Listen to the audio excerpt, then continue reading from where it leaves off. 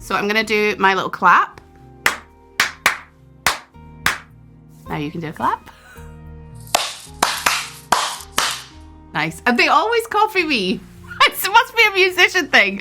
It's always 100%. Like, oh, do the same rhythm that Heather just did. I must start doing more complex rhythms. I really wanted that 9 to 5 switch off after work sort of role. And it really gave me the clarity that I did actually want to play the harp, and I needed to find a way to make it work for me. Yeah, I do think there is this idea that we have to prove ourselves to be playing the hardest thing, rather than music is about our love of music and our emotions and what we can connect with people through. Welcome to the How to Harp podcast, where your harp, your journey are always front and centre. I'm Heather Downey, harpist and founder of How to Harp, your online space for expert guidance and endless inspiration. Each week, we are here to empower, inspire, and encourage you, whether you're just beginning or many years into your harp adventure. From chats with world-class professionals to real stories from everyday harpists, to practical tips you can use right away. This podcast is all about helping you feel happy, confident, and fulfilled with your harp.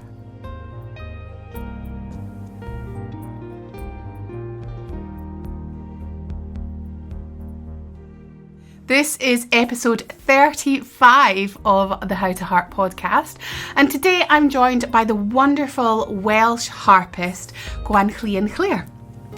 Now, I first saw Gwenllian playing at the first Camac Harp Weekend in Cardiff that I had went to, and it was one of my favourite performances of that whole weekend. In this conversation, Gwenllian takes us right back to the beginning of her harp journey, from growing up with harps in the house and learning first with her mum, to finding her own path through study, teaching, chamber music, composition and performance. We also talk about some of the harder parts of a musical life, including doubt, burnout, performance anxiety, and the pressure to prove yourself through difficult repertoire, as well as the joy of reconnecting with music that you truly love. It's a really thoughtful and honest chat, and I think there'll be so much in here that learners can relate to. Okay, let's get going into the episode. Hello, Gwenllian, how are you today? I'm good, thank you. How are you? Yeah, not too bad, thanks. I'm really happy to be sitting down and having a nice chat with you. Yeah, I know. We've been talking about it for a little while, so I'm just pleased you're doing it today. Absolutely. And I feel like we're just hot off the seat of Cardiff, but actually it was a whole month ago. I know. And March is a funny month, isn't it? 'Cause it usually has the same date. So yeah, it feels like we were just there, but I've actually done so much since then. Time is such a funny construct, isn't it? It really is. And speaking of time being a funny construct, we're going to take you way back in time. We always like to start with our guests telling us where it all began. So how did you first get into the harp? I know lots of people have such interesting stories about how they started the harp. And I mean, mine is interesting to me, but it isn't sort of, I never had that aha moment of like, this is the instrument I want to play, because it was actually my third instrument. I started on the violin when I was 2. I did not enjoy the violin. In fact, I put it in the waste bin. I mean, I was 2, to be fair, but I did not enjoy the violin. But my mother is a harpist as well. And so there were always harps in the house, and I wanted to start playing the harp. And she was very adamant that she wanted her students to learn piano before starting the harp. So I started piano when I was 6, and then I started the harp when I was 7. But I was so lucky because the harps were already there. My parents didn't have to have a huge expense of getting one for me. And my mum just gave me so much, all of my siblings as well. I have 3 siblings. She taught all of us. So it's quite a big commitment, and quite rare, I think, for parents and their children to have such a good relationship with having lessons. Yeah, wow. So as soon as you said that your mum was kind of your harp inspirational, so I thought, wow, I wonder if she actually had a different teacher though, because I remember my mum trying to teach me maths when I was younger, and it did not go well. So your mum was your teacher, what, for your whole childhood and teenage years? No other teacher? I had my first new teacher was when I was 12. So I had already gotten to grade 8 by that point. So I did all of my studying of that sort of repertoire with my mum. And my mum, the reason I started on the violin was because I did Suzuki, and my mum did that with me. So we sort of had that relationship from when I was very young. And I was a very obedient child, so that was okay. But, my sisters and my brother did as well. And I think I don't really know what her secret is, because I've been teaching my daughter, and we've had it going with the harp on and off. But over the last couple of weeks, my mum came to stay, and then my daughter's really decided she wants to do the harp now. So clearly my mum just has a magic touch. Wow, that's lovely. So it's your mum, not you, because when you said you're obedient, I was like, oh, maybe I was just a rebel with the maths then. I wish I could have put the maths in the bin, I can tell you that much. Well, how much of it are we using these days, in all honesty? Very true. So you had a new teacher when you were 12. Who did you start learning with when you were 12? And why? Why did that happen? Why was there a transition from your mum to a different teacher at that age? So I was on the National Children's Orchestra before that, and I'm pretty sure it was 12, maybe it was 13, 12 and a half. I applied for the National Youth Orchestra, and the teacher at the time was Susan Drake, and she declared that she needed to improve my technique.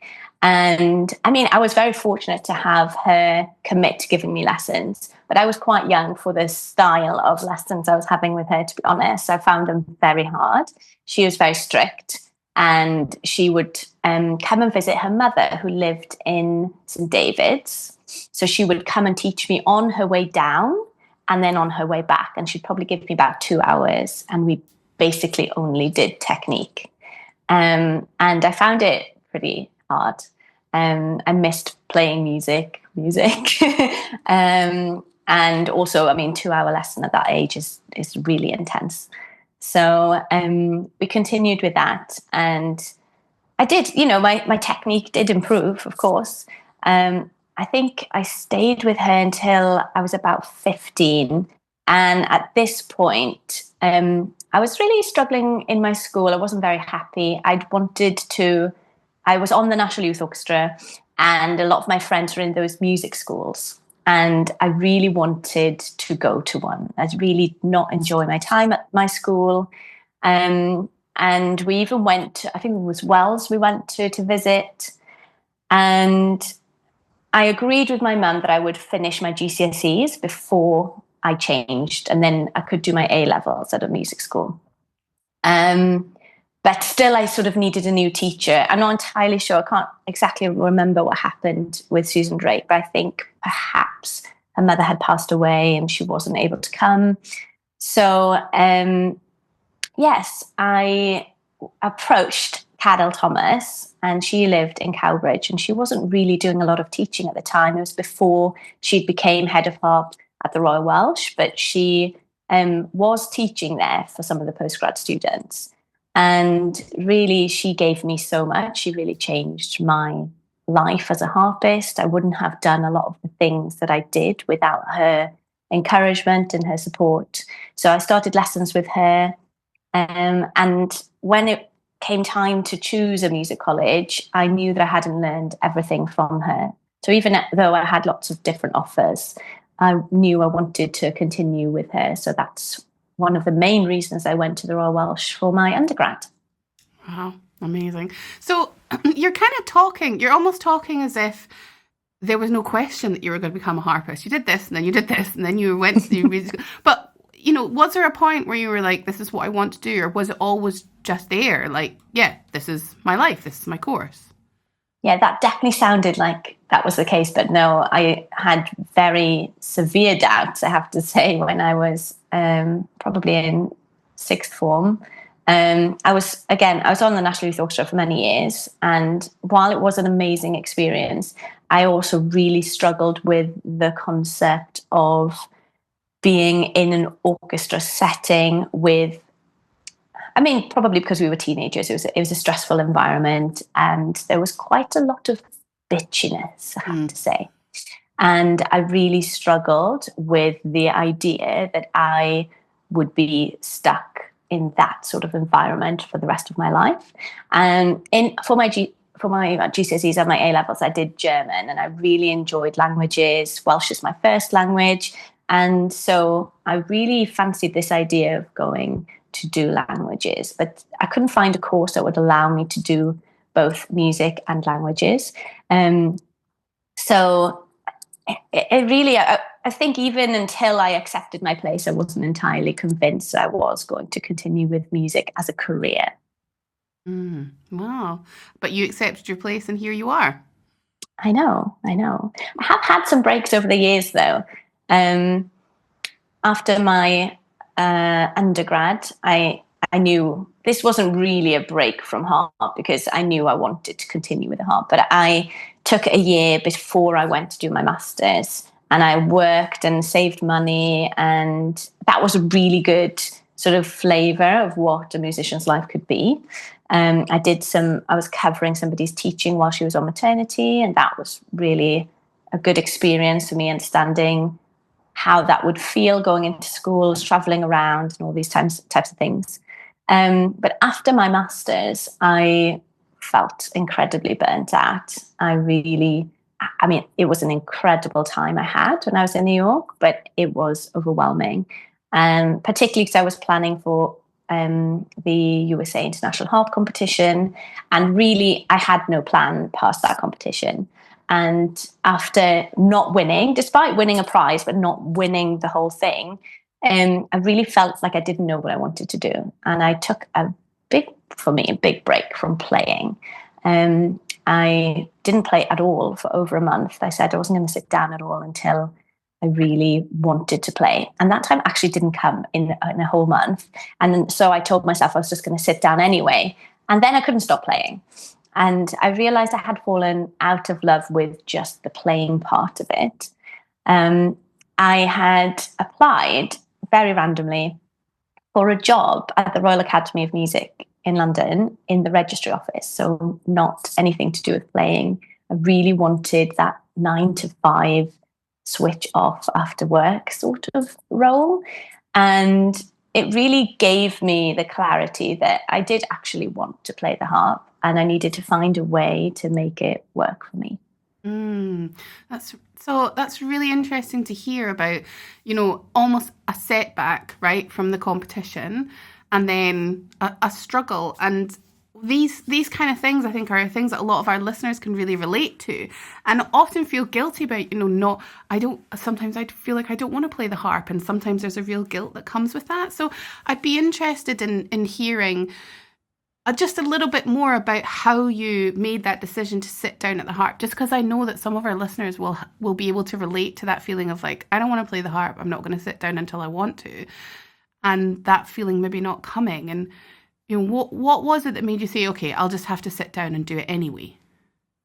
Yeah, it's hard because I think I was just sitting at home, and I kept feeling this guilt. It's awful to have that, doesn't it? The harp should be a joyful thing, and I think we're just always hard on ourselves, just as people anyway.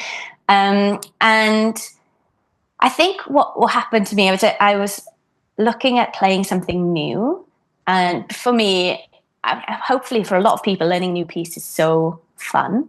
It's really the beginning of the piece is the fun bit, because you're looking at something new. You don't know how it's going to fit under your hands yet. You don't know what challenges you're going to face yet. You're just going to go and try it out. And so I just played something new, not something hard, but something new. And then it took me on a path of just playing through pieces I already knew as well. And it was forcing myself to sit down. But it did make me realize how much I loved it. I think it is hard because I think one of the reasons I used to play the harp so much when I was younger, because I also played the cello for a while. I really enjoyed the cello much more than the violin. The cello was always in its case, and I never practiced the cello because I had to take it out of its case, and at least the harp was there. And when I after the USA, I was living with my mother, and my harp was in my bedroom, so you sort of felt that guilt every time you woke up, and it was there. And so, yeah, it's just being there and me not having to do anything. And I just went and played it. That was helpful.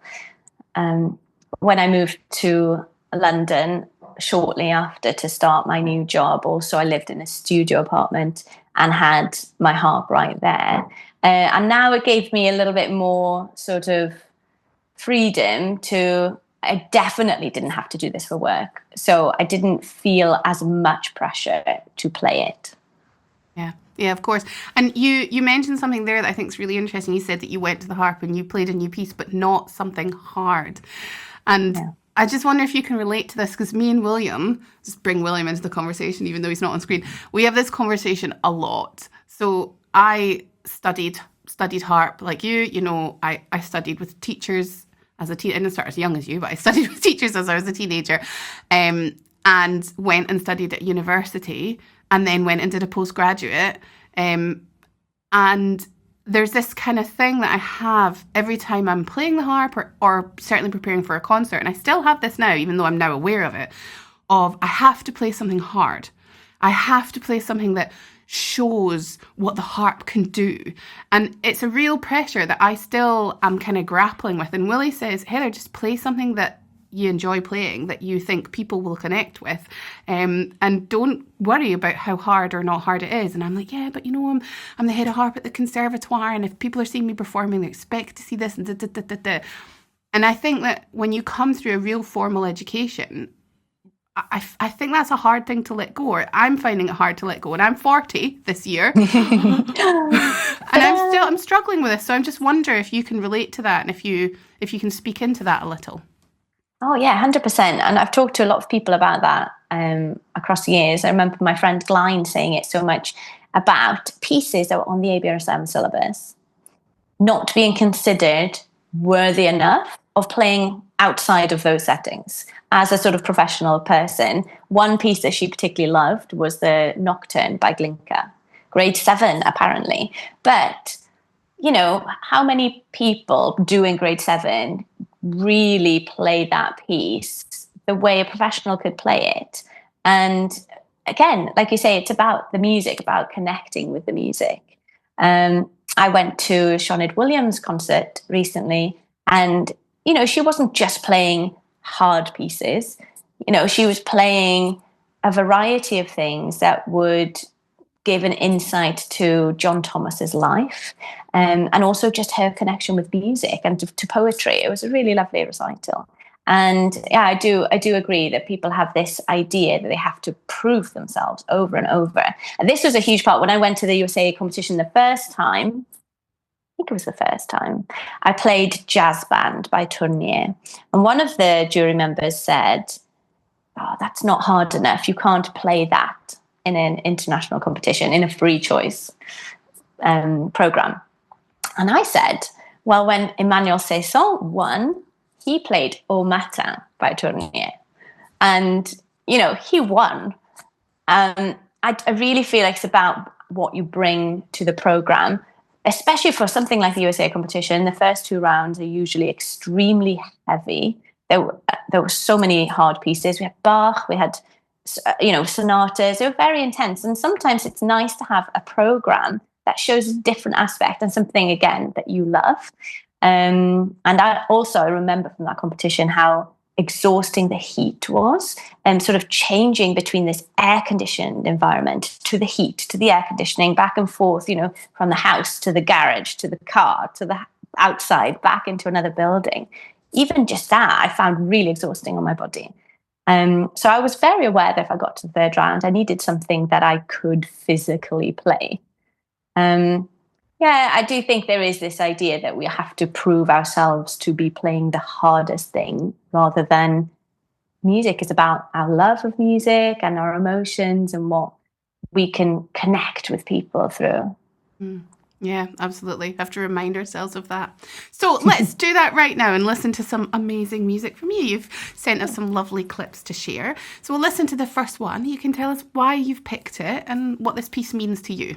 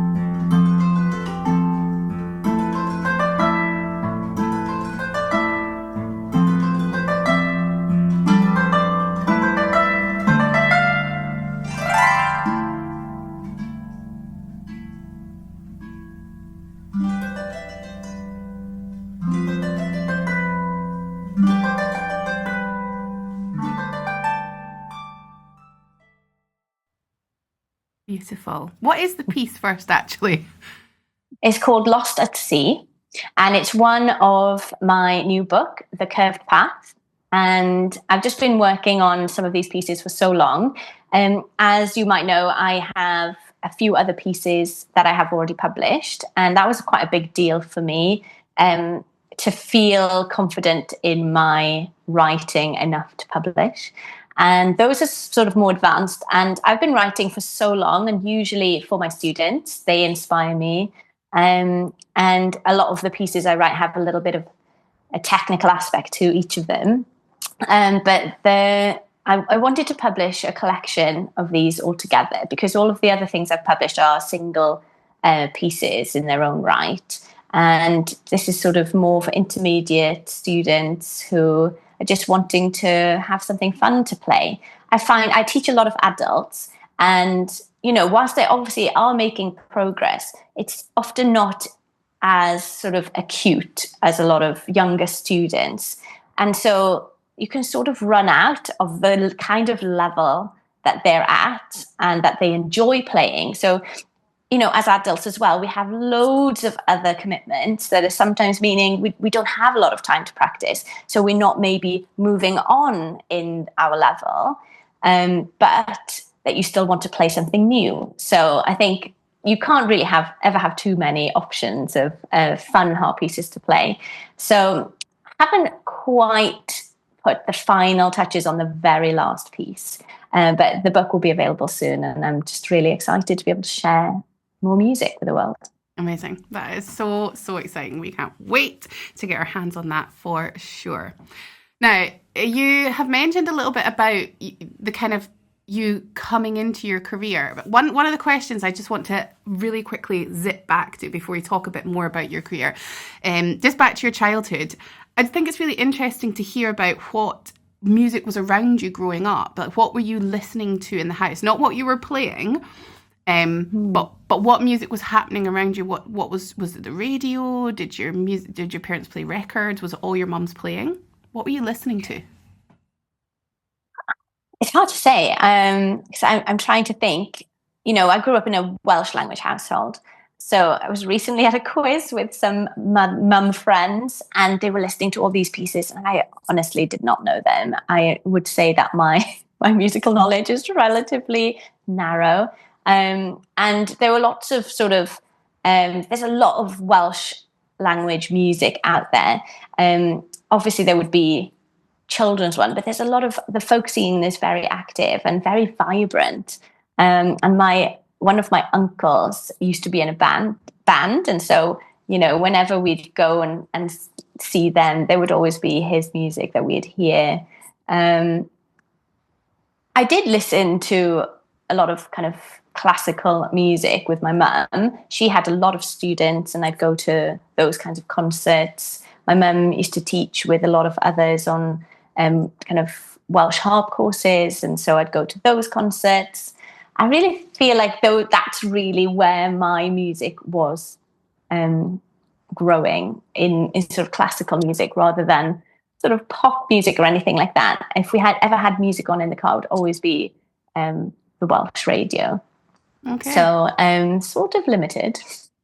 But I mean, well, you say limited, but the classical repertoire is so huge. I mean, so you're listening to classical music. Really, we both know if you're listening to classical music, you really were listening to all sorts of European folk music that all the composers were actually putting into their music, and, you know, all the different styles and such a variety just within classical music. Yeah, there is a huge variety in that sense. But I'm not sure I was really appreciating it. I was very focused on what I was playing and what maybe other harpists around me were playing. I don't know, with having 3 siblings, it was probably just always arguments about what would be on anyway. I remember getting my first radio in my room when I was a teenager, and I would find that there were different radio stations that I could put on. And then I'd get to know some more of these other types of songs. I remember really loving Will Young when we watched that, whatever that show was, because there's been so many names of not American Pop Idol. I don't remember what the name of the show was, but you know, that was like, oh wow, different type of music to anything I had ever been listening to. Yeah, that's such, you know, it's so funny, isn't it, when you think back to your childhood and you say, oh, I remember getting my first radio in my room and being able to experience different music, and the kids, I'm so old, the way that people are able to eat up music now, like we've got such a global reach and there's so much variety. It's easily accessible. It's so different, isn't it? It's completely different. And I still have Spotify and I listen to a lot of different things on there. And in the way back in the car with my daughter, she sometimes lets me choose. Isn't that nice? And I said I was going to put a song on. So this is Love from Cinderella.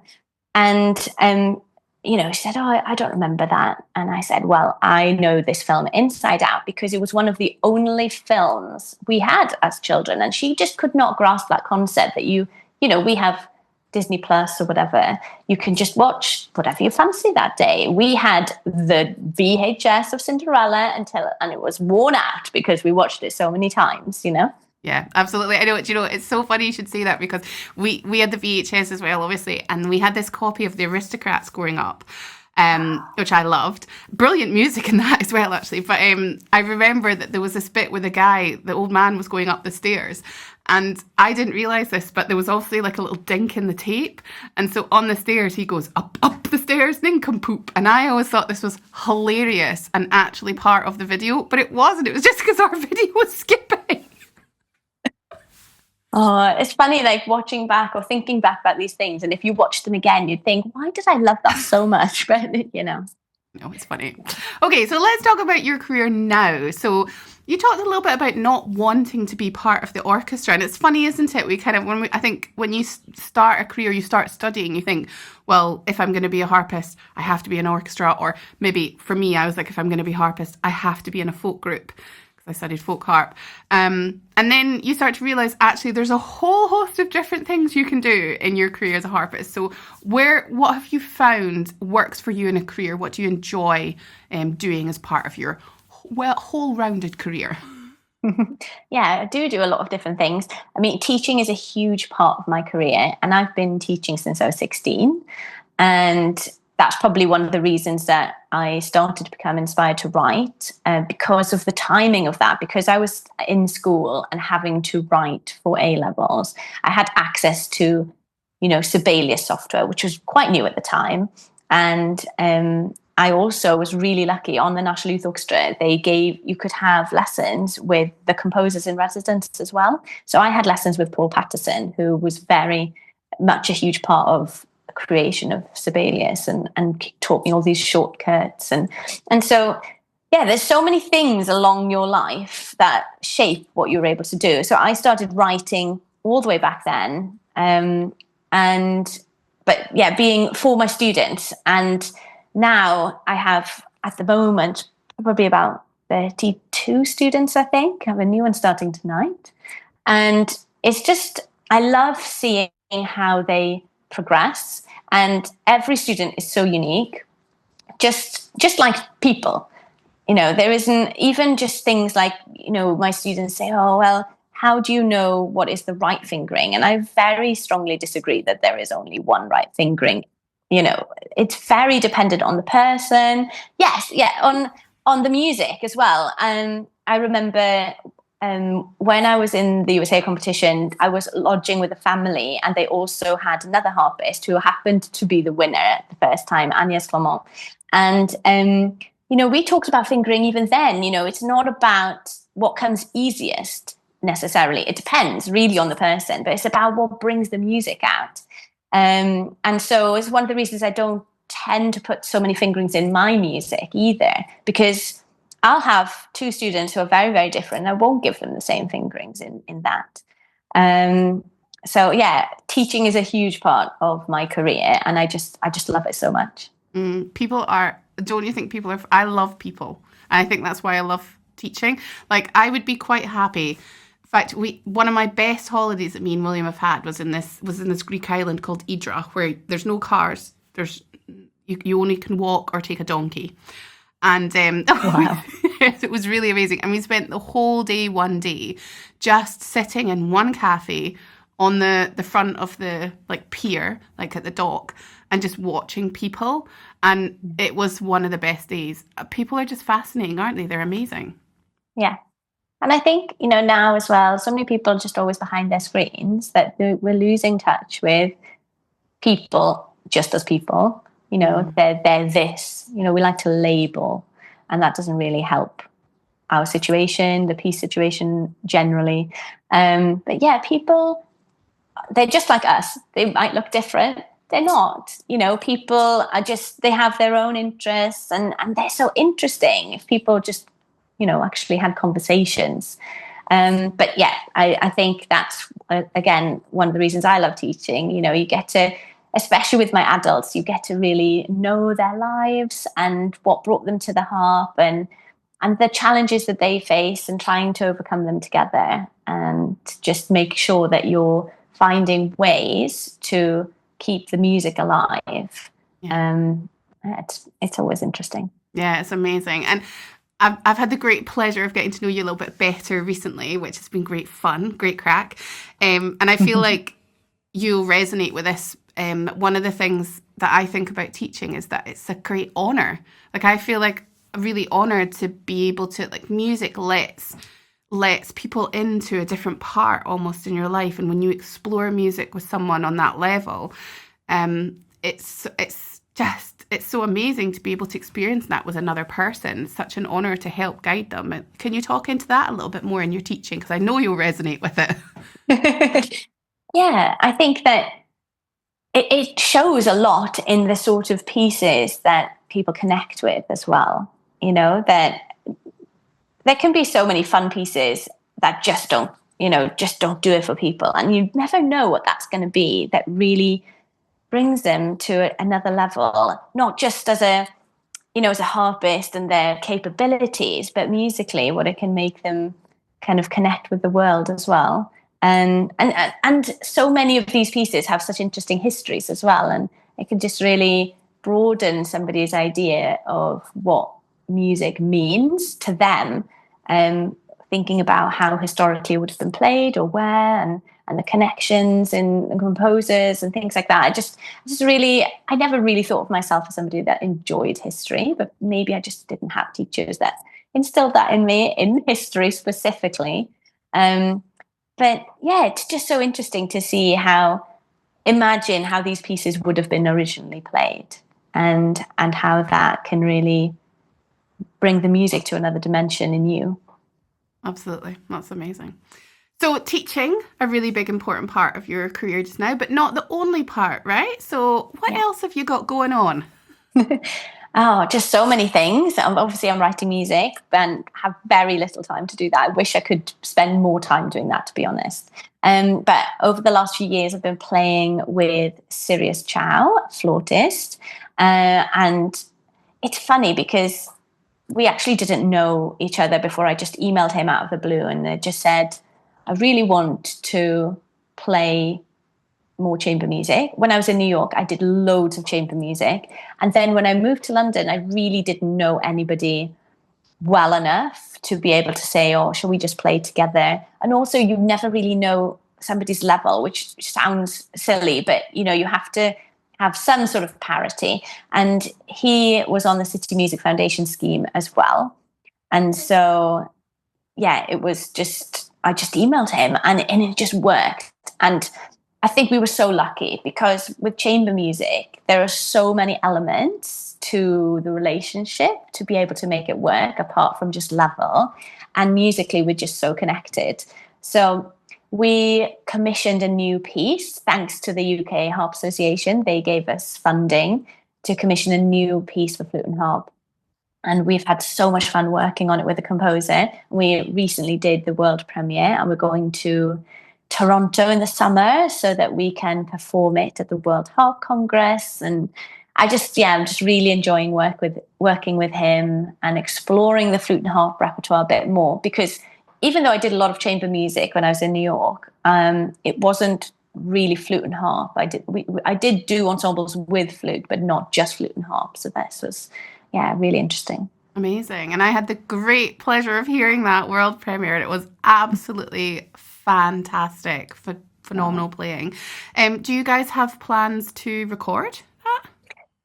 Well, we spoke to the composer. She was unfortunately not able to make the world premiere. She was so gutted. And so we did record it, but obviously it wasn't very good quality recording. And so she has a studio. So we're going to record with her that piece. But it would be really nice to consider doing some more flute and harp things for me and Sirius, and maybe have that as well on it. I guess we'll see what happens in the future.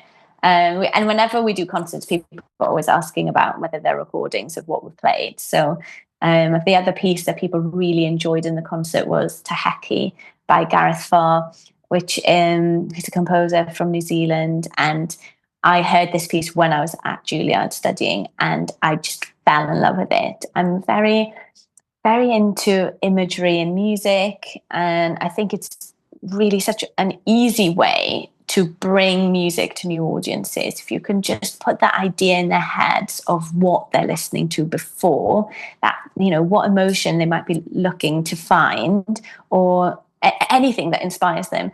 But this music for me, I had never heard it before, and it just completely took me to another world. It just happens sometimes, doesn't it? It's this piece just really connects with you.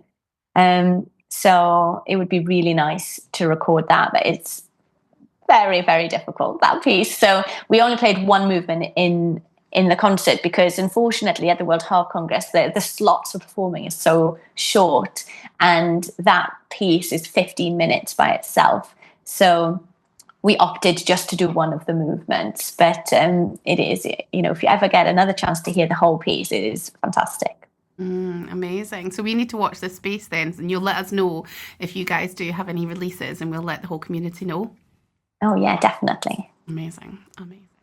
So you just spoke about a piece grabbing you and the imagery in that piece. And I think that perfectly leads us on to this next piece, because I didn't know what Gwenllian was going to share for her music. But when William and I worked on these yesterday, I was delighted that you shared a piece that you shared the first time I ever saw you perform. Also in Cardiff, 3 years ago, however many years ago it was. And so when you sent it, I was like, oh, I love this piece so much. So let's share this one.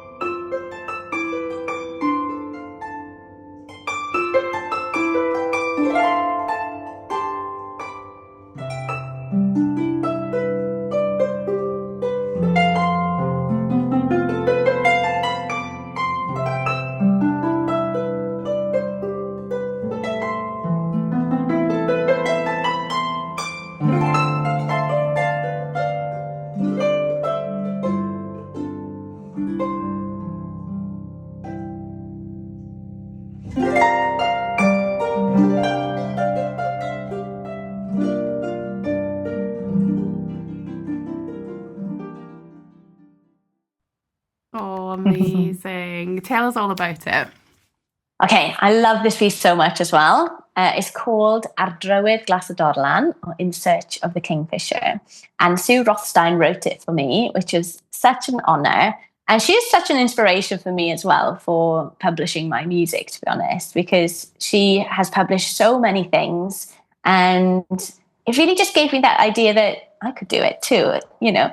But I first met Sue at what was then called the Camac UK Harp Competition, which is now is part of the North London Music Festival. It's quite a big competition that is usually for college level students. And she heard me play and she was just so complimentary.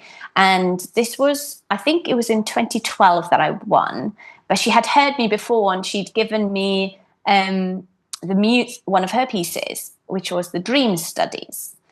And I took this music with me to New York and I was just looking for something new to play. And when I played the final one in the book, Flying with the Birds, Dream Study, it spoke to me like no other piece.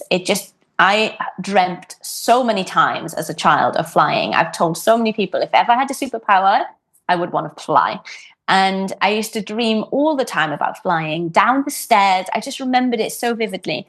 And this piece didn't remind me of that, but it really reminded me of flying and dreaming. And it's just so evocative. And I recorded it on my first CD, Dusk to Dawn. And, you know, Sue was so pleased. They've played it so many times on the radio. She's always telling me, they played it again. Thank you for recording it. And so she wanted to write a piece for me because that was actually written for Emmanuel Saison. And she loves birds so much. And she asked me what my favourite birds were. And it's hard for me to say because so my name's Gwenllian, and another word that sounds similar in Welsh is tylluan, which is a word for owl. The Welsh language is funny. There are different sort of dialects in different places, different words for the exact same thing. So my uncle used to call me Goody Hoo, which is the South Wales version of tylluan. They don't sound similar at all. Sorry, this is a bit of a tangent, isn't it? But so owl was one of the birds I said, but I also said kingfisher. And she just said, just leave it with me. And so I didn't hear anything for a while, but she had been writing, and I called her to tell her I was pregnant the first time. And she had just written the bit about a mother and baby kingfisher just before she knew I was pregnant. So it's just, it's funny, but it's such a beautiful piece. I really love playing it, so evocative. And I just really love her music, actually. She has lots of pieces that I love having my students learn as well. She has lots of different levels of pieces. Amazing. I actually love a tangent, Gwenllian, so I'm glad you went down that tangent. It lets us get to know people really well. I also love birds. My dad was like a massive bird watcher, and when we were growing up, like I've got really fond memories of growing up and being in the car, like driving to somewhere, and always being told, like, right, watch out for this, it looks like this, we're spotting this bird. I love oyster catchers. They're my favourite. I just think they're so cute. But I also love grey herons, don't I, Willie? Like, there's a grey heron and I'm always like, there he is in the sky, like close to us. Birds are so cool. Yeah, they are. We have a tree. We've recently moved, and there's a tree in our garden, and a kingfisher. Not kingfisher. What am I talking about? What's it in Welsh? It's called Cnocell y Coed. What a woodpecker. Woodpecker. There's a woodpecker that's made a nest in the garden, and it's very rare. Well, one of my students is a bird watcher. She has those cameras in you could put in nests, and she said she couldn't believe it because the tree is actually quite low. So I'm not sure if they will nest there yet, but we have seen the woodpecker come back and forth, and they're clearly checking on it. So we'll see. That's amazing. That's so exciting. I just love that. Okay, so it's been so nice to chat to you and learn more about you. I'm going to ask you a question, which is maybe like the first part of it is maybe not so nice to recall, but it really helps all of our listeners to hear a little bit more honestly about the lows and the highs of your harping or your career, just your harp journey in general. You maybe have already shared the low, because I can imagine taking a month off from harping is a bit low, but we'd like you to tell us about, the lowest point that you've had in your harping journey and how you got over that. And then the highest point you've had, what that was and how it felt. Okay, well, it's quite difficult because actually two lows. And one of them was a very emotional low, and the other one was a very sort of understanding myself sort of low. So I'm going to tell you both really quickly. The first one probably felt really emotional because it really felt like it was the first time I failed. And I told you a little bit about being on NYO and having lessons with Susan Drake. Well, after a year of having lessons, obviously I auditioned again. So I had already been on NYO for a year at this point. And I had worked so hard, and I'd been working on my technique. And I did my audition, which went well. And they told me that I got in. But they hadn't actually finished the auditions. There was a whole other day of auditions. So really, they shouldn't have told me I got in. And then they decided that they weren't going to give me a place. And that was, as a 13, 14-year-old, I think even as an adult, to think that you've got something and then to have that taken away is really hard. But they also, it just felt like a real slap in the face after having done my technique so diligently for so long. And that was really, really hard. And I think it was even worse because what they invited me to be sort of on the Easter course, they sometimes have people come and just sort of observe. So you don't get to play, you just get to watch all of the people that you used to be in the orchestra with play without you. And I did go, and I did reapply, and I did get in, and I didn't let that stop me.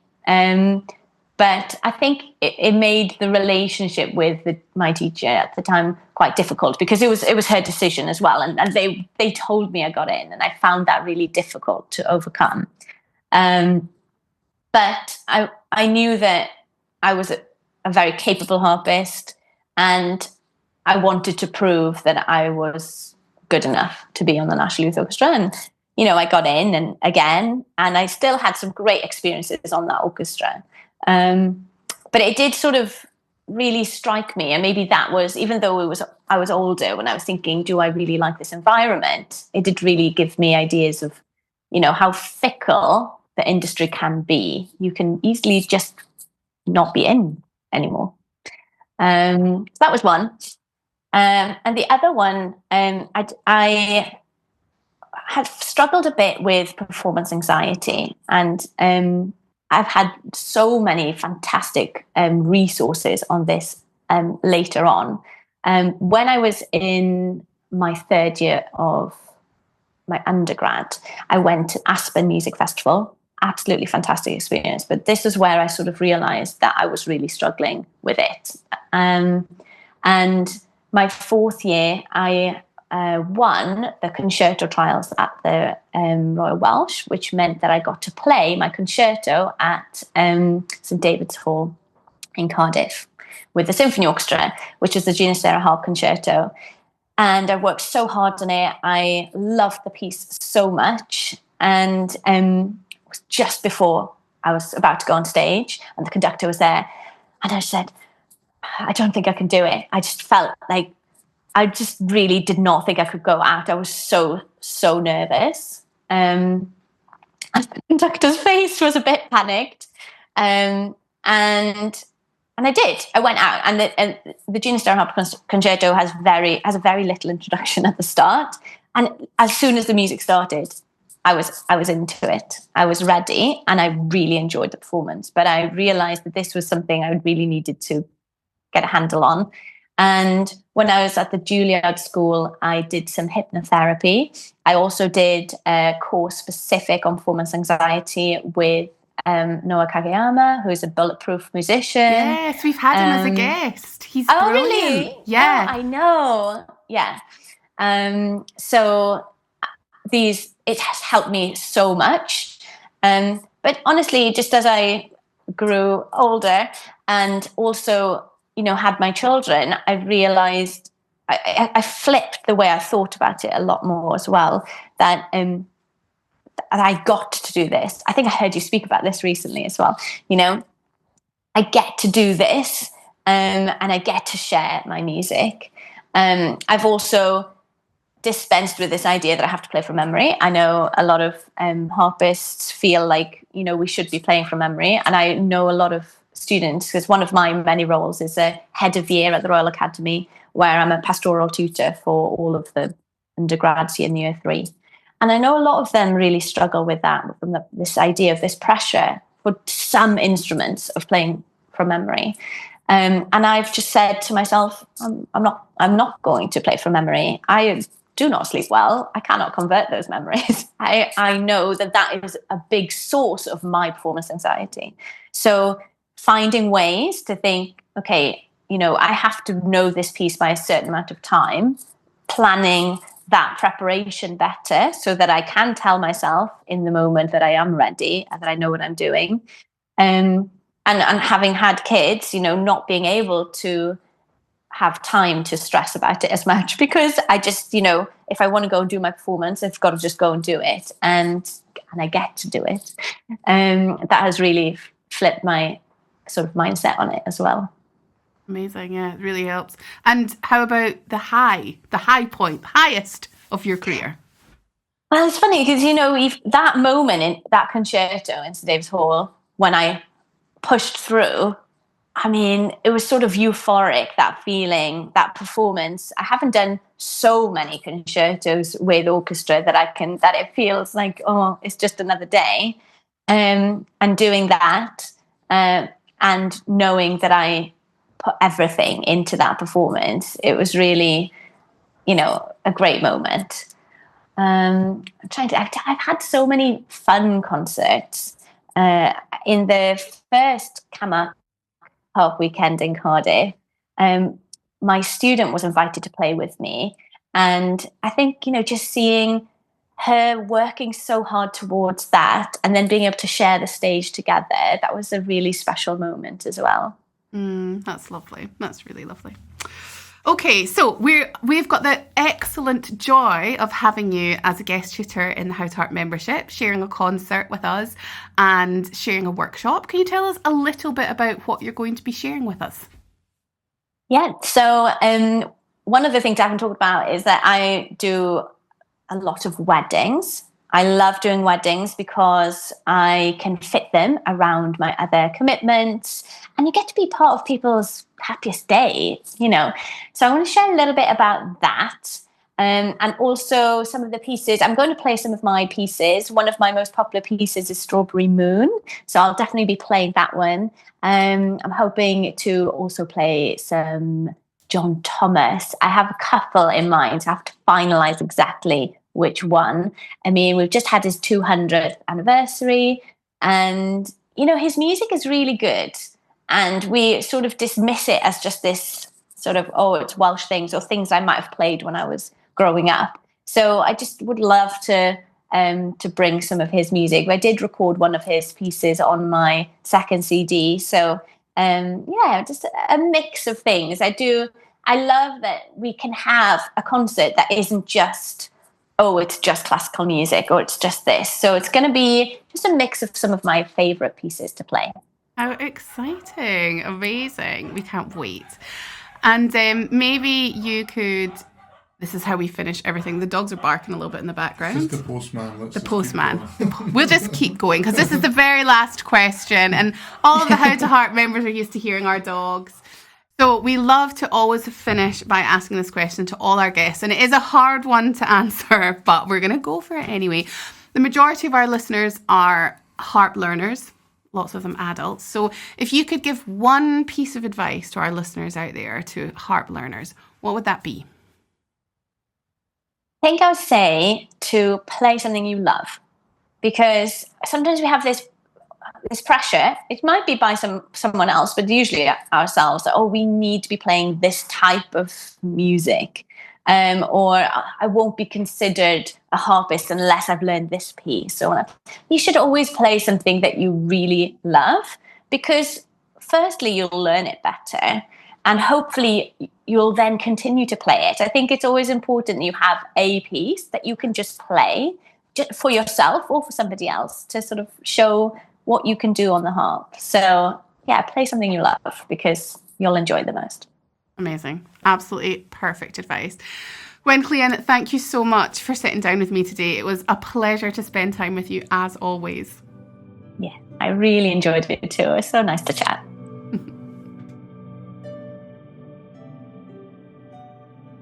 Thank you so much to Gwenllian for joining me today. It was such a pleasure to sit down and chat, and I'm sure so many of you will have connected with her honesty about doubt, motivation, performance pressure, and the importance of playing music that you truly love. Gwenllian is also joining us inside the How to Harp membership as a guest tutor, where she'll be sharing a concert and a workshop. We're so excited.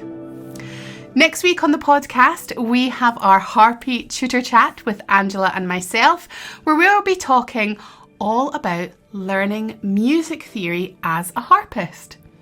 This episode links to our brand new music theory courses inside How to Harp, which are now available for the first time.